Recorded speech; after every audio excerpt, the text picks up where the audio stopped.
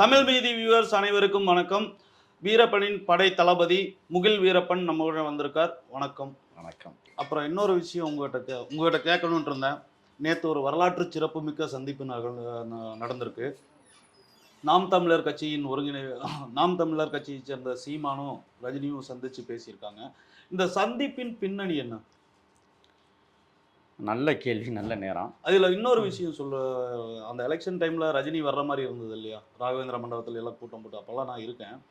அப்போ அவர் சொன்னார், வெற்றிடம் காலியாக இருக்குதுன்னு சொன்னார். அதுக்கு சீமான் அப்போ ஒரு வார்த்தை சொன்னார், வெற்றிடம் எங்கே தான் இல்லை, சுடுகாட்லேயும் தான் இருக்குது, போய் படுத்துக்குவா அப்படின்னு சொன்னார். இதே சீமான் நேற்று எந்த மூஞ்சியை வச்சுட்டு போய் சந்திச்சார்? இல்லை, இப்போ வெற்றிடம் ரஜினிகாந்த் வீட்டில் சுடுகாடாக இருக்கிறதா அங்கே போய் சந்தித்திருக்கிறார். அப்படித்தான் இதை எடுத்துக்கணும். முதல்ல இந்த சந்திப்புக்கு ஒரு பலமான பின்னணி இருக்குன்னு தெரியும். அதாவது என்னென்னா, ஆரிய பார்ப்பன ஆர்எஸ்எஸ் கும்பல் பின்னணியில் இருந்து இயக்குகிறது. இப்பொழுது விஜய் அவர்கள் தமிழக வெற்றி கழகத்தை தொடங்கியதற்கு பிறகு தினந்தோறும் நாம் தமிழர் கட்சியிலிருந்து மாவட்ட செயலாளர்கள் வெளியேறி கொண்டிருக்கிறார். மாவட்ட மாநில அளவில் எல்லாருமே வெளியேறாங்க. என்னென்னா, அதை தொடங்கி வைத்த பெருமை எனக்கு உண்டு. மீண்டும் சொல்லுகிறேன், சீமானை முதலாக அவருடைய அன்றாட நடவடிக்கைகளில் பிழை இருக்கிறது, அவர் தமிழ் தேசியவாதியாக இல்லை, தமிழர்களுக்கு நேர் எதிரான கூட்டத்திற்கு தலைவனாக திகழ்ந்து கொண்டிருக்கிறார் என்று முதலாக நான் தான் வலையொலித்தளத்தில் பேட்டி கொடுத்தேன். எல்லாரும் பேசப்பேன் இந்த காலகட்டத்தில். இப்போ நம்ம துணிஞ்சு அடிச்சிட்ருக்கோம், அது வேற. இந்த சந்திப்பை குருமூர்த்தி அவர்கள் ஏற்பாட்டின்படி தான் சீமான் அவர்கள் ரஜினிகாந்தை சந்திக்கிறார். அதற்கு காரணம், இவ்வளவு காலம் தமிழ் தேசியத்தில் இப்பொழுது 2 வகையாக பிரித்திருக்கிறார்கள். ஒன்று பெரியாரிய தமிழ் தேசியம், ஒன்று ஆரிய தமிழ் தேசியம். ஆரிய தமிழ் தேசியம்தான் சீமான். பெரியாரிய தமிழ் தேசியம் என்பது இன்ன பிற எல்லா இயக்கங்களும், குளத்தூர் மணி, கோவை ராமகிருஷ்ணன், அதில் திமுக கூட நீங்கள் சேர்த்துக்கலாம். ஆமாம். அப்போ பெரியாரிய தமிழ் தேசியத்தில் மிகப்பெரிய ஒரு கூட்டம் இருக்குது. ஆரிய தமிழ் தேசியத்தில் சீமான் மட்டும்தான் இருக்கிறார். அது இப்போ 8% வாக்கு ஆரிய தமிழ் தேசியம் வாங்கினதுக்கு பிறகு கூட்டணும்ல, அங்கே குறைஞ்சிக்கிட்டே இருக்குது. தினந்தோறும் மாவட்டங்கள் போய்கிட்டு இருக்கு, தினந்தோறும் மாநிலங்கள் போய்கிட்டு இருக்கு. தமிழக வெற்றி கழகத்தை நோக்கி பாதி பேர் போயிட்டாங்க. எனக்கு தெரிய கொள்கை பிடிப்போடு இருக்கக்கூடிய தம்பிகள், தேசிய தலைவனை தலைவராக ஏற்றுக்கொண்ட தம்பிகள் பிரிந்து எங்கே செல்வது என்று தெரியாமல் ஓர் இடத்திலே நின்று கொண்டிருக்கிறார்கள்.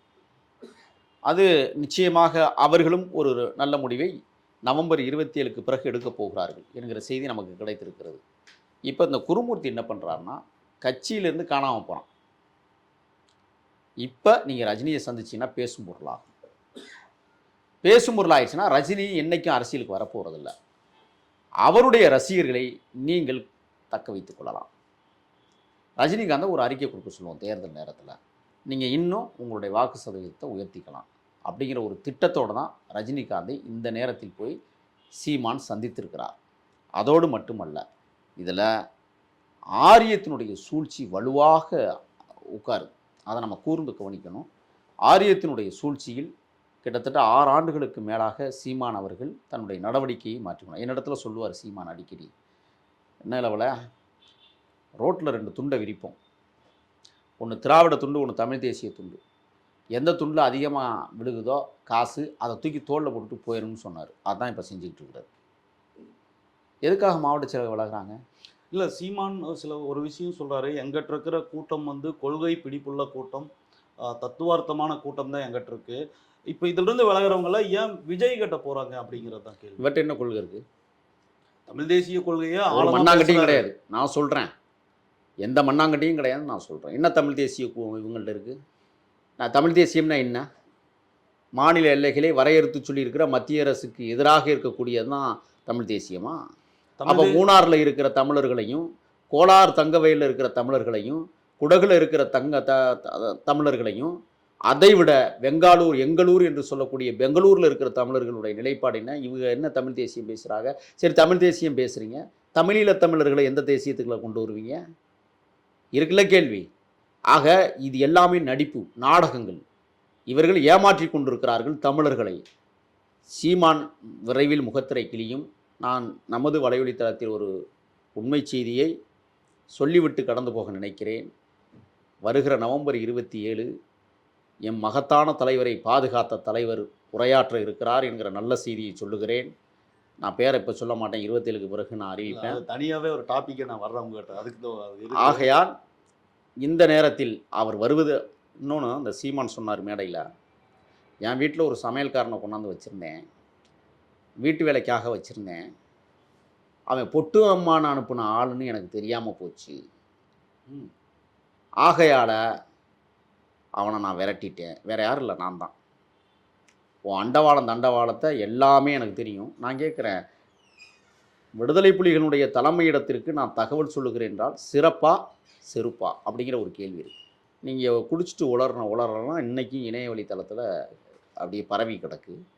என் தலைவனுக்கு பாதுகாப்பு கொடுக்குற தலைவன் வருகிற போது உங்கள் முகத்திர கிளியுங்கிறத ரொம்ப நாள் இல்லை, இந்த ஒரு வாரத்துக்குள்ள நீங்கள் பார்த்தா போதும். இன்னொன்று, ரஜினிகாந்தை ஏன் இப்போ போய் சந்திக்கிறார்னு சொன்னால் உண்மையான தகவலை சொல்லுகிறேன். மாபெரும் தலைவர் மக்கள் முன்னிலையில் தோன்ற இருக்கிறார். தோன்றுவதற்கு முன்னாலேயே நாம் அஸ்திவாரத்தை பலப்படுத்தி கொள்ள வேண்டும். அது குருமூர்த்தி மூலமாக பலப்படுத்தினால் இன்னும் நன்றாக இருக்கும் என்று கருதியதால் ஆர்எஸ்எஸ் பேக்ட்ராப்பில் நின்றுக்கலாம் அப்படி. கண்டிப்பாக நிச்சயமாக. அதான் நான் முதவே சொன்ன எடுத்தோன்னே, இதில் பஸ்ரங்கத்தில் ஆர்எஸ்எஸ் அமைப்புகள் கண்டிப்பாக ஊடுருவி இருக்கிறது. அதனால தான் குருமூர்த்தி அவங்க நியமிக்கிறாங்க. குருமூர்த்தி மூலமாகத்தான் இதை கொண்டு வரணும்னு நினைக்கிறாங்க.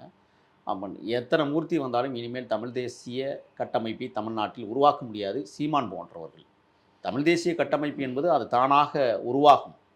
அது உள்ளே நெருப்பு கனன்று கொண்டு தான் இருக்கிறது. அது தமிழரசன் காலத்திலேருந்தே அது இருக்கிறது.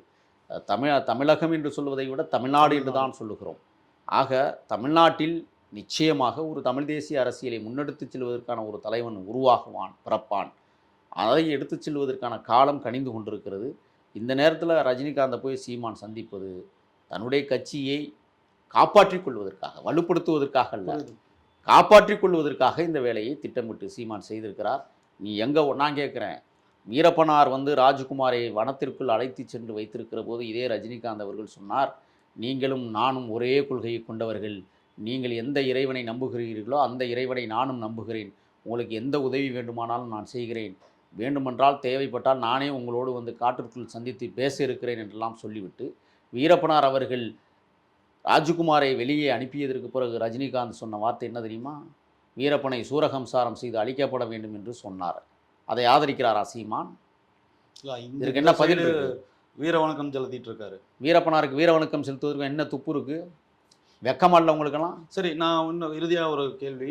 2021 இவருக்கு 36 லட்சம் ஓட்டு விழுந்தது, 8%. அந்த ஓட்டு வரப்போகிற 2026 எலெக்ஷனில் கிடைக்குமா? இல்லை, வாய்ப்பே இல்லை. தமிழக வெற்றி கழகம்தான் அந்த வாக்குகளை அள்ள இருக்கிறது என்பதை பார்த்திருந்து பொறுத்திருங்கள். நீங்கள் இத்தனை வருஷம் அரசியலில் பார்த்துருக்கீங்க, உங்களுக்கு தமிழீழ அரசியல் முதற்கொண்டு தமிழ்நாடு அரசியல் எல்லாமே, வன அரசியல் எல்லாமே தெரியும். இப்போ விஜய் கட்சி எத்தனை % ஓட்டை, 12% வாக்குகளை பெறுவதற்கான வாய்ப்பு தமிழ்நாட்டில் இருக்கிறது விஜய்க்கு. ஏனென்றால் கிளைகளில் அவருடைய ரசிகர்கள் கூட்டம் நிறைந்திருக்கிறார்கள், இளைஞர்கள் நிறைந்திருக்கிறார்கள், தம்பிகள் சிறுவர்கள் நிறைந்திருக்கிறார்கள். 12% வாக்குகளை பெறுவதற்கான அதிக வாய்ப்பு இருக்கிறது. குறிப்பாக இன்றைக்கு திமுக, அதிமுகவினுடைய மாற்று சக்தியாக தமிழக வெற்றி கழகம் உருவாகி கொண்டிருக்கிறது. நான் அந்த கட்சி இல்லை, அதையும் சொல்லிடுறேன். ஏனென்றால் ஒரு பார்க்குற பார்வை இருக்கிறது. இந்த தமிழ்நாடு சினிமா மோகத்தால் சீரழிந்து போய் கிடக்கிறது என்பது நாடறியும். அந்த வகையில் அதற்காக விஜய் அவர்கள் சினிமாக்காரர் என்று நாம் சொல்லவில்லை, ஒரு சிந்தனையாளராகவும் வளர்ந்து வருகிறார் என்பதை நாம் அவருடைய முதல் மாநில மாநாட்டை பார்த்தபோது நமக்கு தெரிந்தது. ஆகையால் வருகிற 2026 தமிழக வெற்றி கழகம் தவிர்க்க முடியாத சக்தியாக வளர்ந்து நிற்கும். நாம் தமிழர் என்கிற கட்சி காணாமல் சிதைந்து போய் கிடக்கும். உங்கள் தகவலை பகிர்ந்து விட்டதுக்கு மிக்க மிக்க நன்றி.